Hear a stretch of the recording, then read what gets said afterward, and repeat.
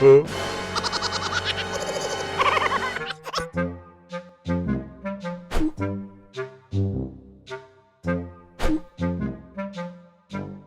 صبر چې یو دا شان ور واخلي ته بیا غواړې لمبو ته ګوره.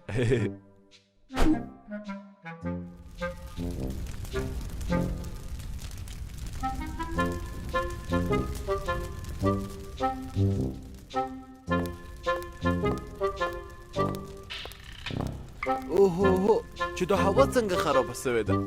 حتما بیا خلکو په بخارۍ کې خراب شیان سوځولي دي. نه په موټرو کې خراب تل سوځولي دي.